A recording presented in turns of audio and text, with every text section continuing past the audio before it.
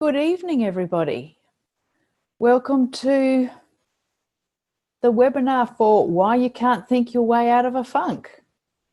I'm Liana Allison, the International Award-winning Empathic Leadership Coach here at the Institute of Empathic Leadership. Now we've got, let's see what we've got. We've got right on time. So let's get started.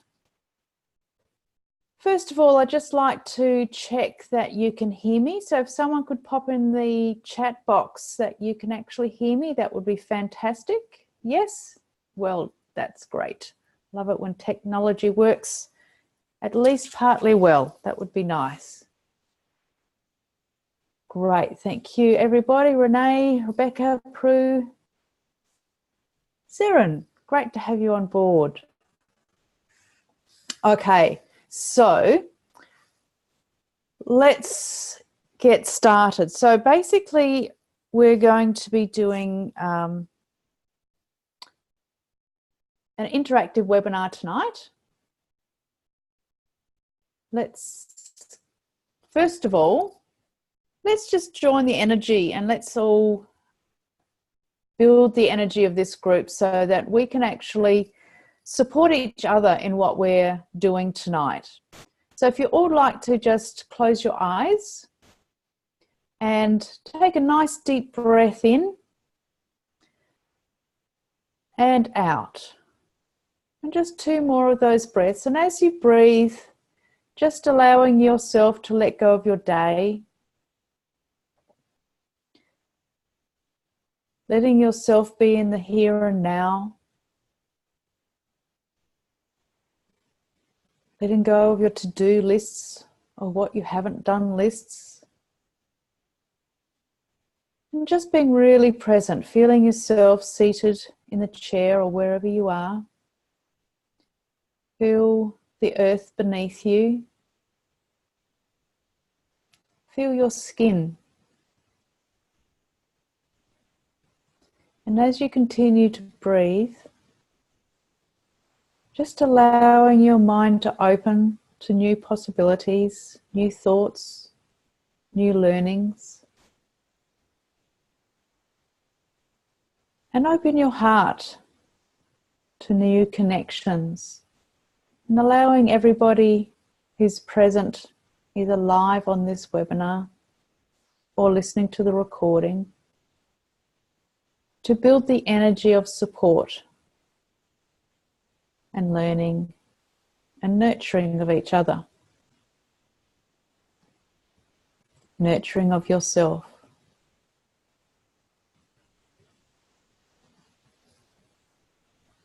Taking another deep breath in.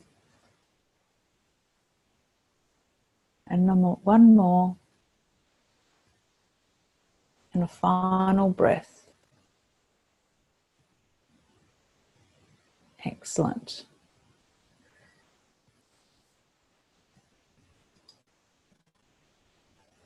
So tonight, and everything really, is about a bit of a balance in life, isn't it? And tonight it's very much about the balance between the head and the heart. And I'll talk more about that later, but it's a fundamental part of let's call it the war within that we have. The battle and the resistances that we have are generally between our head and our heart. So tonight I want to explore that a little bit more, and specifically about being in a funk. Now, to do that, I'd like this webinar to be really interactive.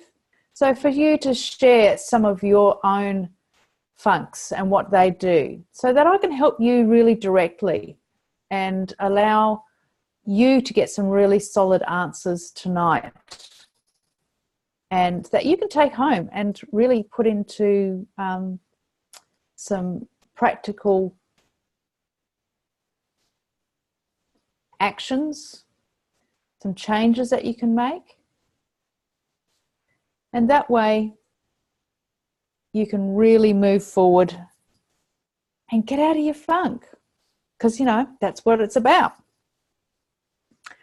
So what is a funk? Now she looks like she's in a funk. So I'd like to actually hear from you in regards to what it is.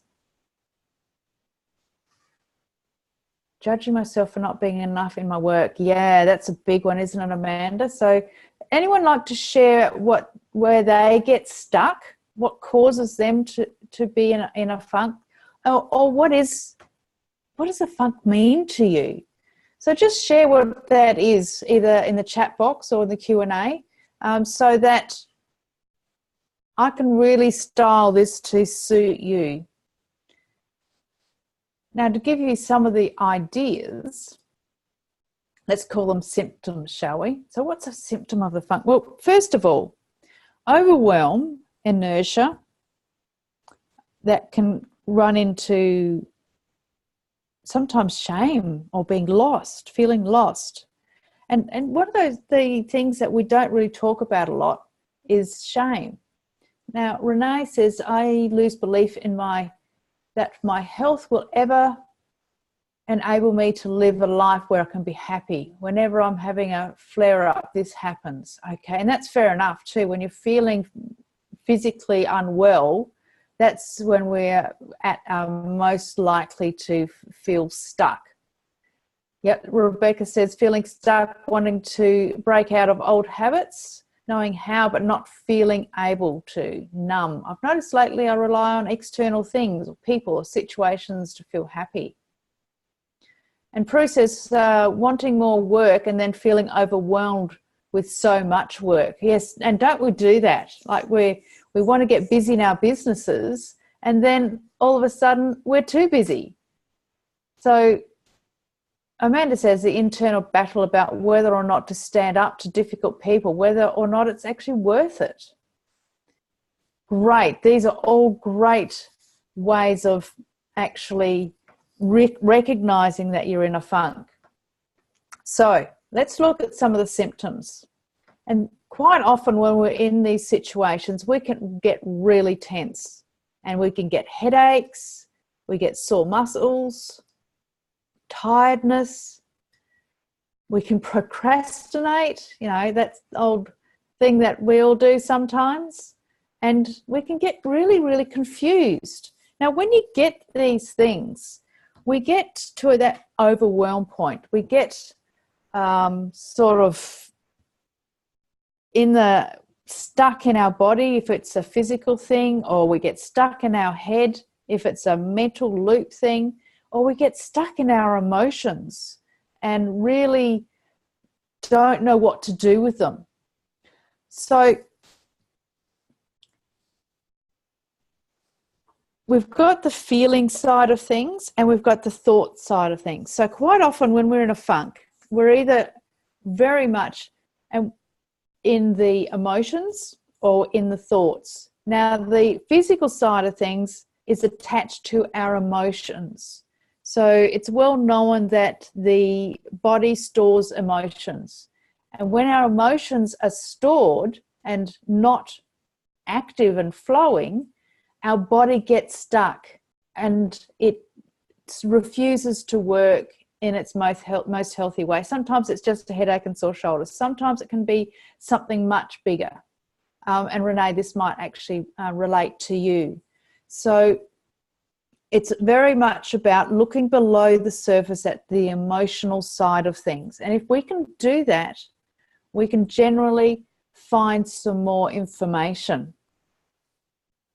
Information is awareness, and awareness sets us free. So let's look at what causes the funk. What's the trigger for you? Now, I put a picture of food up here because, quite often food is the go-to for when you're not feeling 100%, isn't it? And this food looks reasonably healthy, but I know when I get triggered, I will look to certain foods. I know if I'm triggered around being out of control in regards to being overwhelmed with work or whatever it might be, my go-to is bread. And that's one thing I know. If I'm going to put on any extra kilos, it's going to be with bread. So I'm aware of that now, And I look for it as one of my triggers to let me know that I'm actually in a funk. I might not have even realized it, but I am. So the way to find out what your triggers are is to reflect on these things. When did I first feel these things or this way?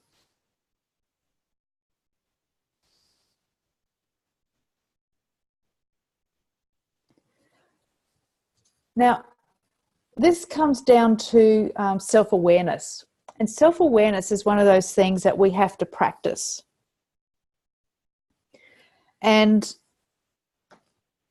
that comes from inquiry, self-inquiry. And that's why these questions are so important. So when did I first feel this way? No, we don't have to go back into, no, I was 3 years old and this. You look at the pattern.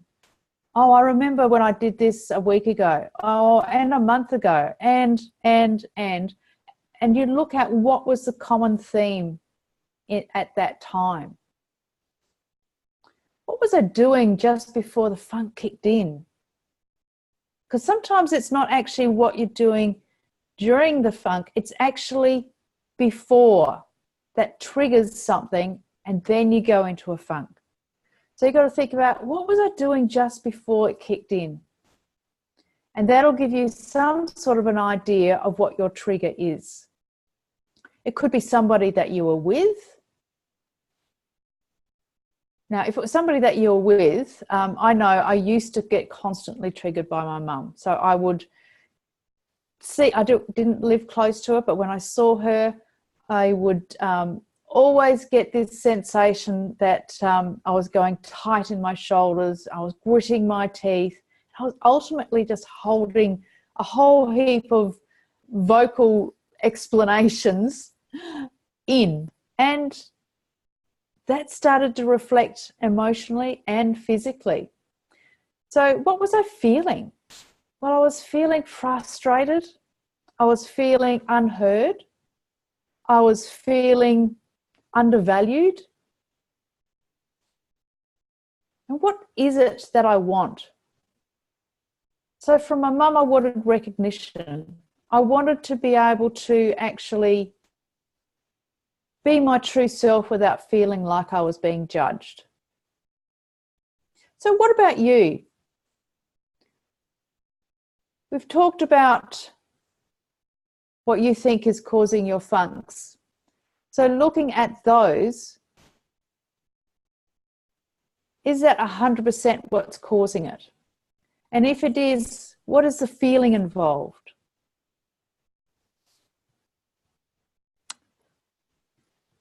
What is the thought loops that are involved? What is your head doing? And this is basically about collecting information so that you can actually then do something with it. Because we can't do anything, we can't change anything if we don't know what we're trying to change. We don't know the underlying reason for it to be there, then we can't actually change anything. We can actually try and change something on the surface, which is what the next slide is about. Why do we try to think our way out of the funk? Now, quite often, thinking is where we are most comfortable.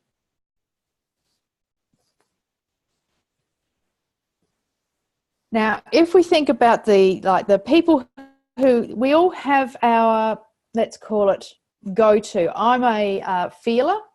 Other people are probably thinkers. So Renee says, flare-ups cause it loops of overwhelming hopelessness follow. Yes, sure. Sounds very normal, Renee. Not pleasant, but normal. So let's look at what it is that is your main go-to. For me, it's feelings. What is it for you? Do you go into mind loops or do you go into overwhelming feelings? Now, for thinkers, the thoughts usually block uncomfortable feelings. Prue, you do feelings, yes. With feelings, quite often we can add big stories to them. And we build the emotion and it gets bigger and bigger until it gets overwhelming. Now, did you know that feelings are reactions to triggers? Emotions are what we respond with. So there's quite a big difference. And most of us are in feelings, as I said, when we're triggered. Now, the feeling part of us is very subconscious, and they're reactionary. They're reactionary to the things that we do. Now, emotions, they're able to be changed. So Rebecca more often has thoughts, but I was feeling depressed and not in control today. Okay, and Renee, combination of feelings, physical symptoms and emotions. Renee, you've got the whole lot, which means that's a really powerful thing to work with. So let's look at where our safe zone is. What is and out of the three, Renee, you probably have one that will be your strongest go-to when you're stressed. So what is it? Are you a thinker or a feeler? Now, if you've worked that out, we need to then look at what your safe zone is. It your mind or emotions? Do your emotions feel safe and comfortable? Does your mind feel safe and comfortable? We love our safe zone. So Colleen, welcome. Both either thoughts first and feelings, or feelings and thoughts. Yeah, fantastic. And they build, don't they? I'd say feel first and then start thinking. Okay. So somewhere in there we feel more comfortable, and that's the one that we go to, and we use that to try to get through our triggers. Now, if you're emotional, as I said earlier, you'll probably build a story which will start the mind loops going. And for the thinkers, you'll just continue building more and more mind loops. Your mind goes crazy and then your emotions kick in. Now, quite often we don't feel safe in we don't know how to feel safe in our emotions. Now, who would have been taught how to deal with their emotions way back in our childhood? Who had a really good emotional role model that actually empowered you in your emotions? I didn't, that's for sure. And if you did, fantastic. But there's very few of us that actually have been.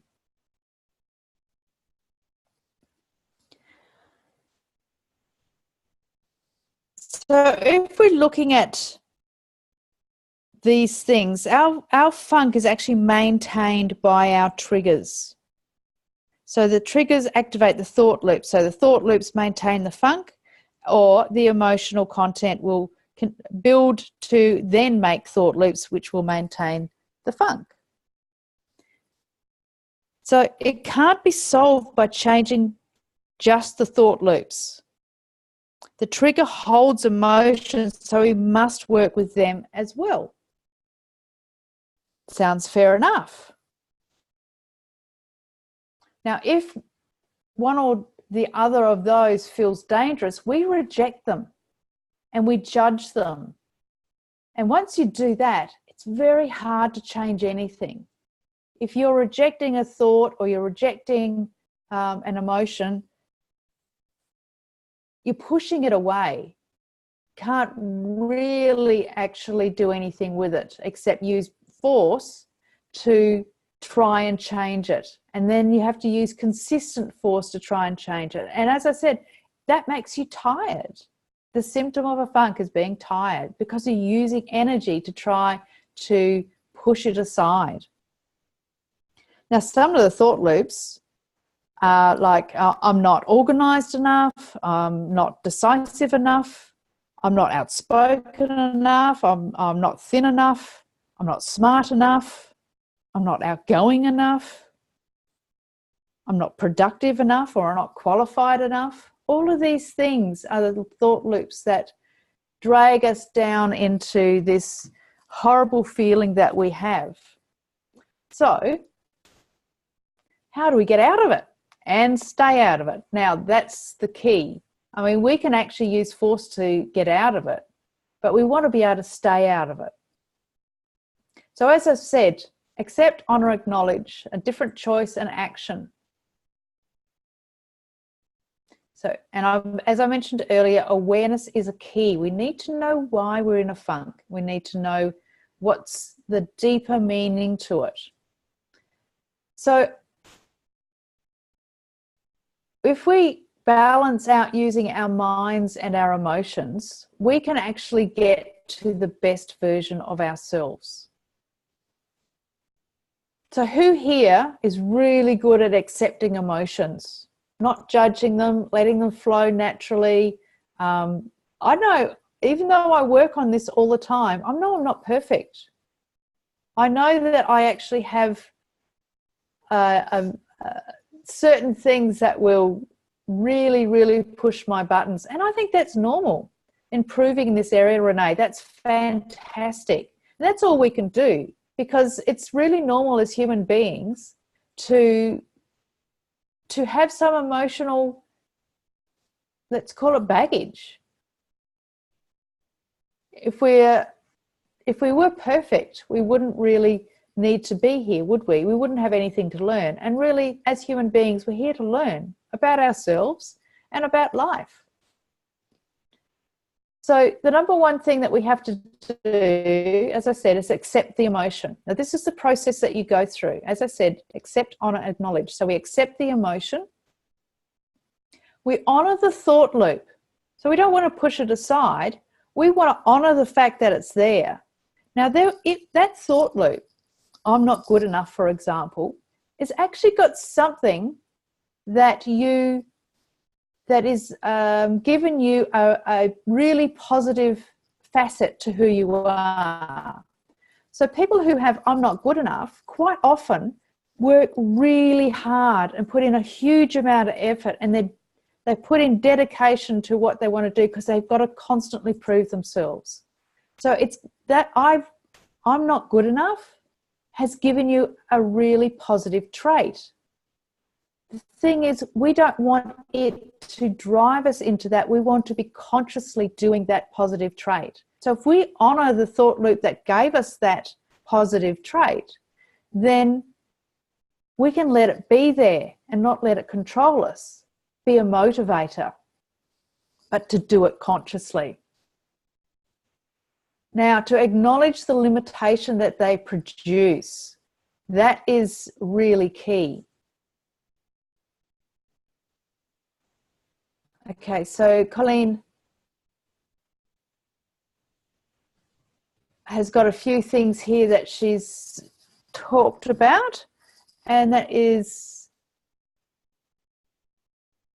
undoing the manipulative upbringing and confusion, the hard work knowing how to relearn healthy when we never experienced it. I absolutely agree, Colleen, which is why we have to keep learning and studying and really looking at our personal growth so that we can grow in a way that is accurate for us and empowering for us, and without any of the connotations of the old patterns that we've grown up with, because they're the ones that are not working for us. So we want to start afresh, start new.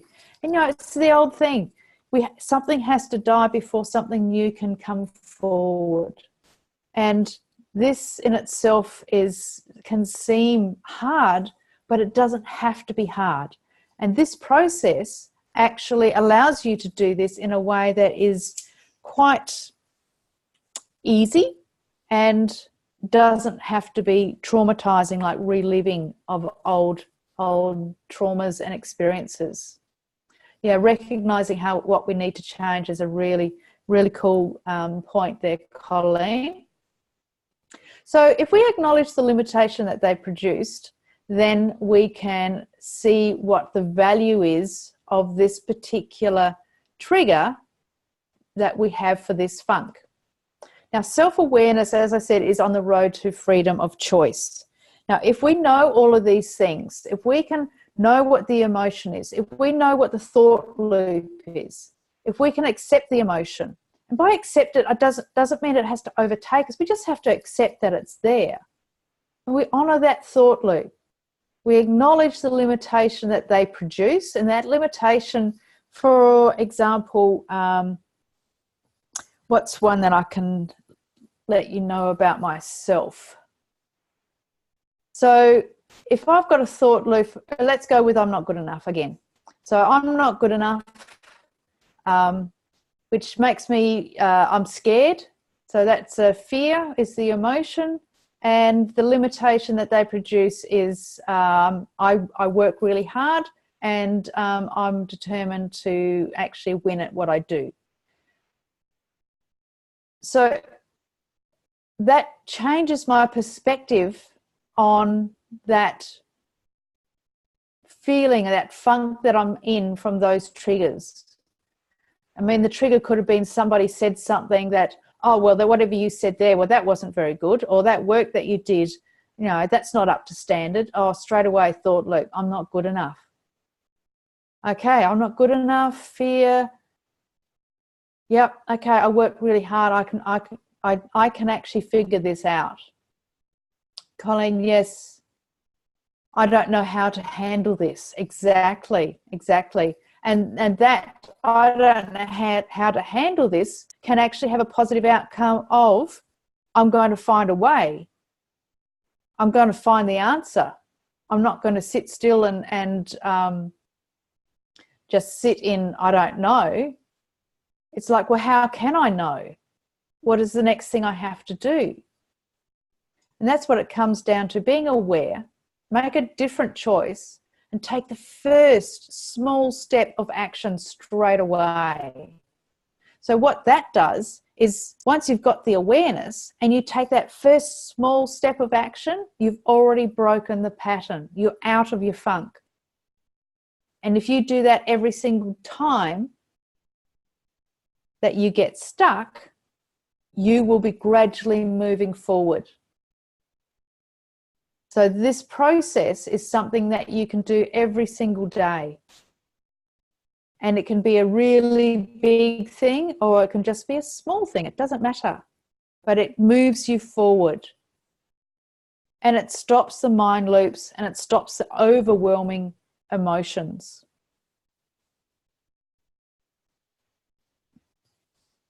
Do we have any questions from any of that?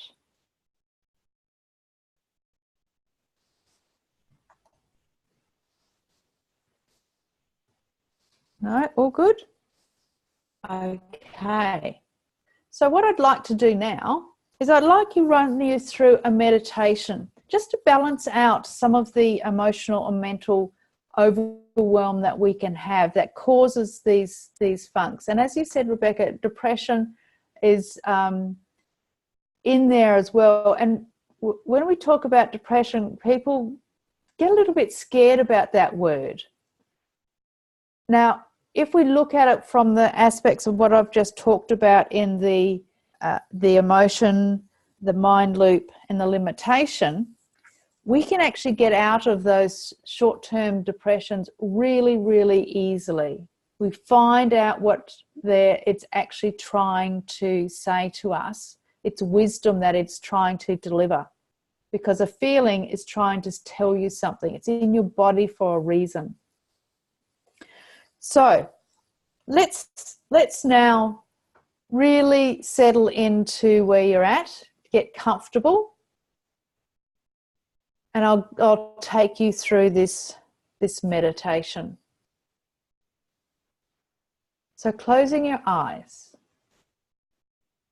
taking a nice deep breath in through your nose into your stomach and back out through your nose. And as you do this, 3 deep breaths, imagining the energy and air is coming down through the top of your head, through your body, and out of your feet into the earth.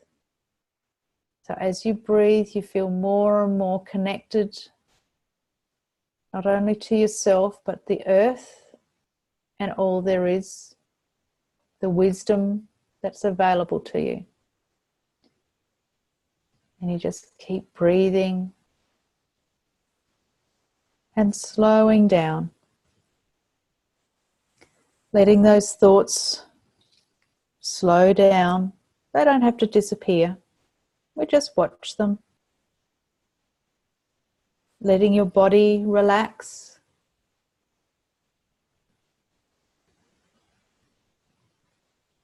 Allowing yourself to just be present.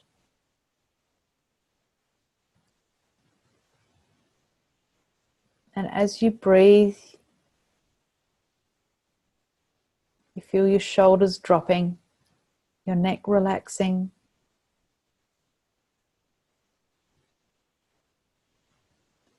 And you get a sense of curiosity, a sense of wonder about yourself and how you work.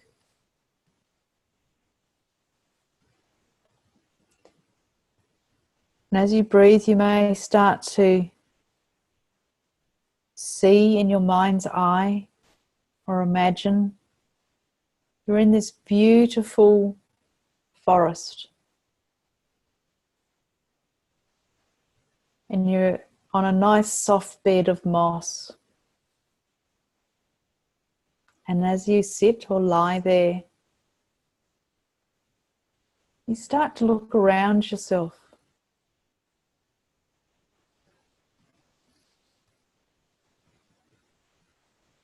And you see the trees. You watch the leaves rustling with the wind. You see the dappled light of the sun. You feel the earth beneath you. And in the distance, you can hear the gurgling of a little creek, a brook running through the forest somewhere.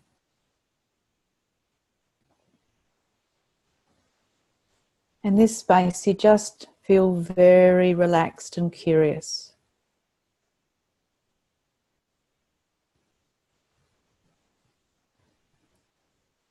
You ask yourself, what am I feeling right now?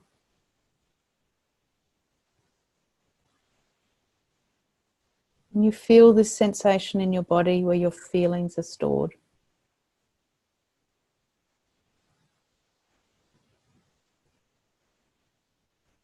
And it could be any feeling. And you just observe it. You accept it. It's not a big deal. It's just a feeling. It's actually an emotion. Ah, there's the difference. I feel an emotion. Emotions can be changed. Emotions are helpful. They help guide you. They help you with your wisdom, with your deeper sense of knowing. And you feel grateful for your emotions.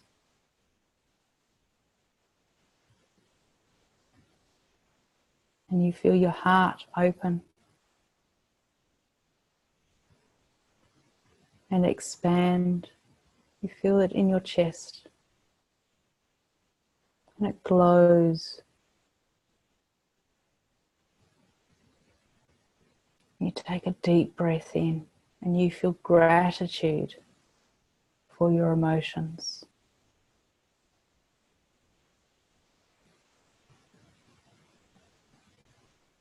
And then you start to think.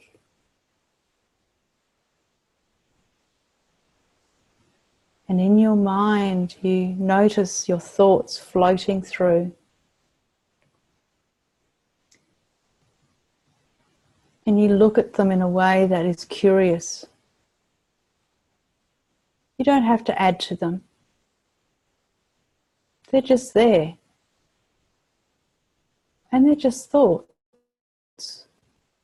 It's like watching or listening to a radio in the background. Every now and then you'll notice something that's important, But the rest of the time it just floats through, and you allow yourself to really observe these thoughts.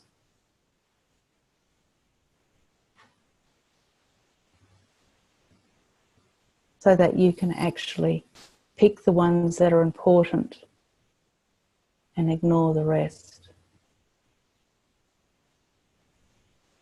And you feel gratitude for your mind.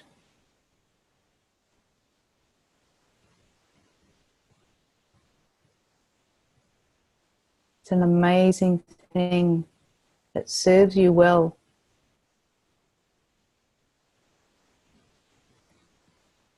And you know when it starts to go a little bit crazy and busy.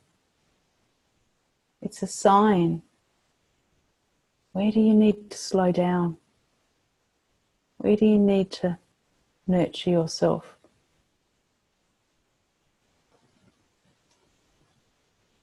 Are you doing too many things at once?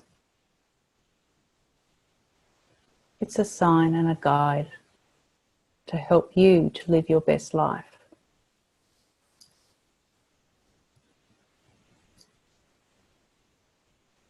And you have a nice deep breath and relax.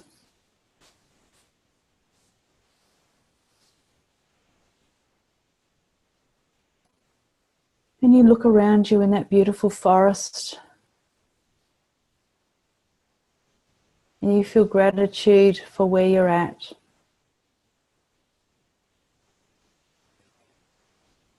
You feel calm and collected and able to deal with anything, able to be able to respond to anything, any triggers, not react.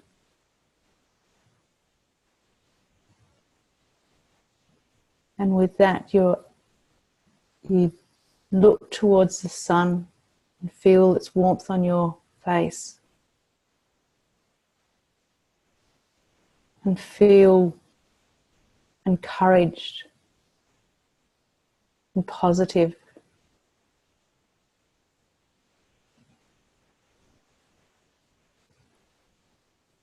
Now taking 3 nice deep breaths, again down through your head and into the feet, down into the earth. Slowly coming back into your space, wherever that may be. Feeling the seat beneath you if you're sitting down.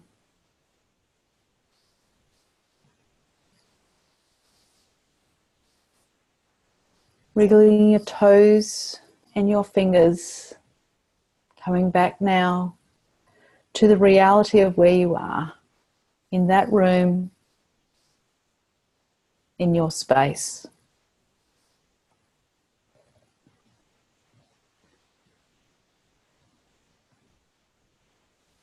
Well done.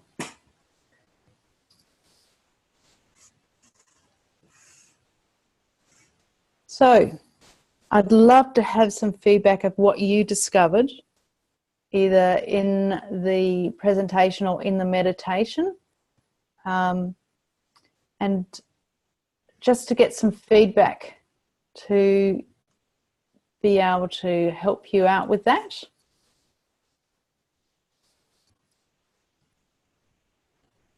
Prue, that was beautiful. Thank you. I'm glad that you enjoyed that.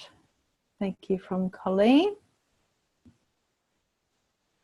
Renee, wonderful. Great. I'm glad you enjoyed that, Renee. It's something that you can listen to many times if you need to. So that you will get the recording for that. So let's look at the balance of the mind and the heart is a balance of logic and abstract. Sarah, thank you. Yes, overcommitting. Yes, we try to do too much sometimes because we think we're superwoman. We are, but we're not meant to be doing everything. So the actual, and this is probably, hey Maya, for us, free to be, yes, free to be yourself. That's fantastic. So one of the things about logic and abstract, abstract is the feeling side of us, and the logic is the mind. If we're an overdoer, we're in our mind. We're being too logical, and we're not actually taking the guidance of our emotions into account.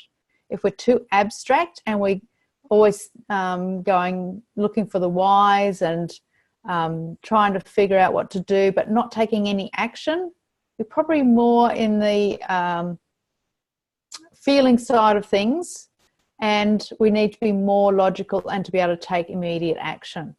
So that's just a quick synopsis on that one, because that's a whole different topic, I would say, but it ties in with our thinking and emotional sides. So to finish off, I just wanted to let you know we all need help, don't we?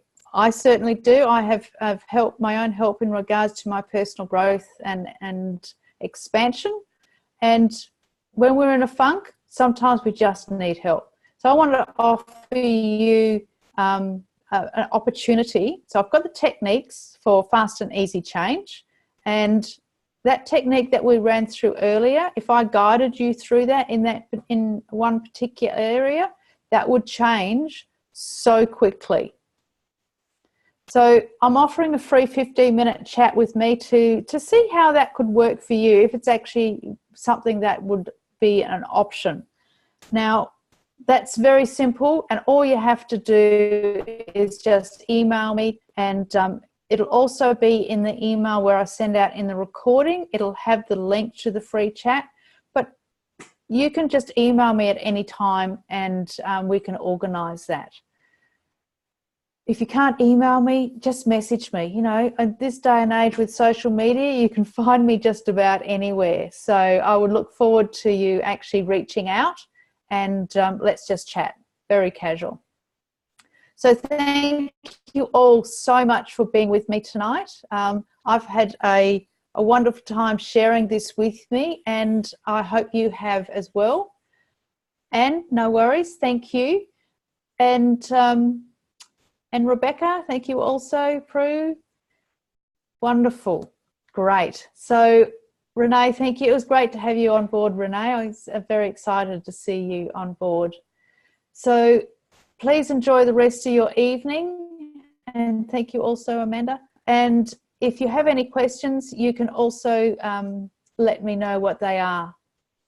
Maya, thank you so much for being on board. I really appreciate that you've got some great learnings.